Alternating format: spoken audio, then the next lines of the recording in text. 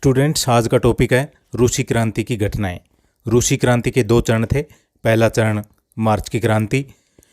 रूस में जारशाही शासन के विरुद्ध क्रांति मार्च 1917 में शुरू हुई।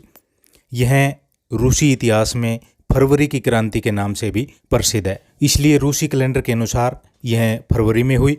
उस समय पुराना पंचांग चलता था जो नए अंतर्राष्ट्रीय पंचांग से 13 दिन पीछे था। पुराने पंचांग के अनुसार यह तिथि 23 फरवरी और नए पंचांग के अनुसार 8 मार्च को मानी जाती है। 8 मार्च या 23 फरवरी 1917 को पेट्रोग्राद में भूख से तंग आए साधारण लोगों ने रोटी दो के नारे लगाते हुए विद्रोह कर दिया।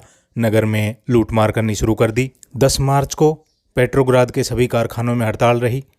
मजदूरों ने हड़ताल कर दी और रोटी की मांग कर रहे लोगों का साथ दिया। पुलिस के हथियार छीन लिए गए। सरकारी अधिकारियों ने सैनिकों को लोगों की अनियंत्रित भीड़ पर गोली चलाने का आदेश दिया।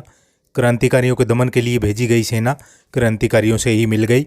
नगर की सड़कें और गलियां रोटी दो, युद्ध बंद करो, अत्याचारी शासन का अंत हो आदि नारों से गूंजने लगी। 11 मार्च को जार निकोलस द्वितीय ने संसद को भंग कर दिया, जिससे संसद के सदस्य क्रोधित हो गए और वे क्रांतिकारियों से मिल गए। सैनिकों और मजदूरों ने मिलकर क्रांतिकारी सोवियत नामक परिषद का गठन किया। इस संस्था के सदस्यों ने ड्यूमा के सदस्यों के साथ मिलकर अस्थायी सरकार बनाई। जार की शक्ति का अंत दिखाई देने लगा। कुछ प्रतिक्रियावादी नेताओं और सेनापतियों ने जार को अब राज सिंहासन त्यागने का सुझाव दिया। 15 मार्च को जार ने अपने भाई ग्रैंड ड्यूक माइकल के पक्ष में गद्दी त्याग दी, लेकिन उसके भाई ने इसे स्वीकार नहीं किया। रूस के लोग अब रोमनोव वंश के किसी भी व्यक्ति को शासन नहीं देना चाहते थे। कुछ समय बाद जार और उसके परिवार को बंदी बना लिया गया और साइबेरिया भेज दिया। इस प्रकार रूस में रोमनोव वंश के जारशाही शासन का अंत हो गया और राजतंत्र का भी अंत कर दिया गया। अब है अस्थायी सरकार।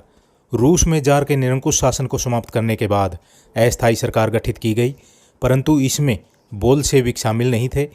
प्रिंस लवाव प्रधानमंत्री बने, अलेक्जेंडर केरेंस्की न्याय मंत्री, गुस्काव युद्ध मंत्री बनाए गए, मिल्युकाव विदेश मंत्री नियुक्त हुए। इस अस्थायी सरकार के अधिकतर सदस्य कुलीन अथवा मध्यम वर्ग से संबंधित थे।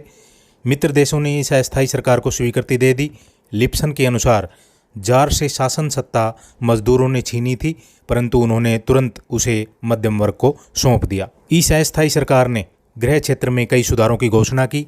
नंबर 1, प्रेस, भाषण और लेखन की स्वतंत्रता प्रदान की गई। इन पर लगे प्रतिबंध हटा दिए गए। नंबर 2, राजनीतिक कैदियों को मुक्त कर दिया गया। नंबर 3, जार द्वारा रूस से निर्वासित किए गए लोगों को वापस देश लौट आने की अनुमति प्रदान कर दी। नंबर 4, वयस्क मताधिकार दिया गया। नंबर 5, संविधान के निर्माण के लिए संविधान सभा गठित करने का निर्णय किया गया।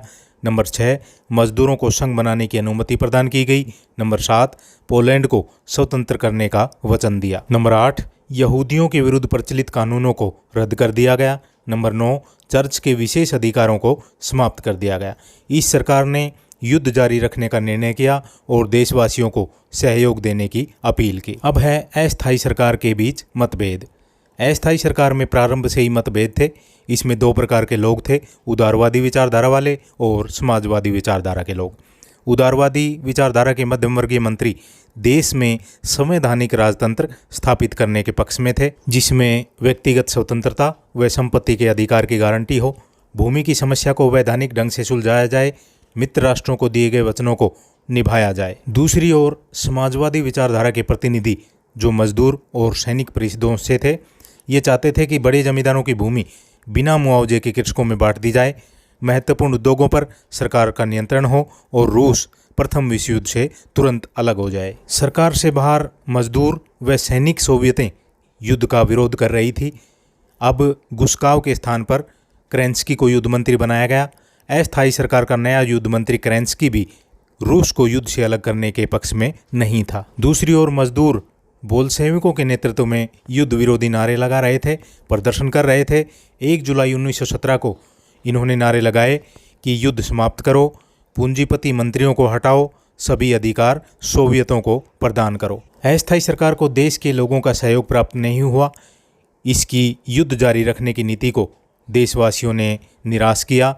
लोगों को विश्वास था कि युद्ध में उलझा हुआ देश लोगों की तथा देश की समस्याओं का समाधान नहीं कर सकता।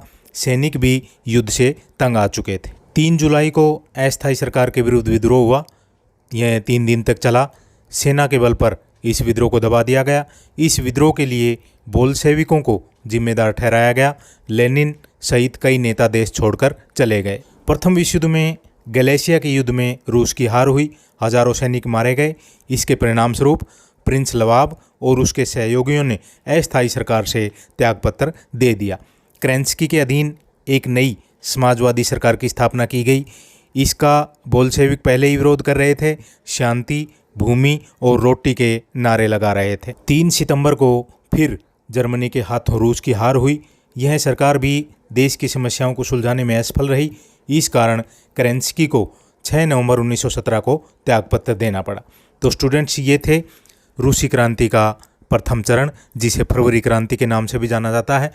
यह BA 6 के लिए उपयोगी है। ज़्यादा से ज़्यादा स्टूडेंट्स को शेयर करें। Thank you.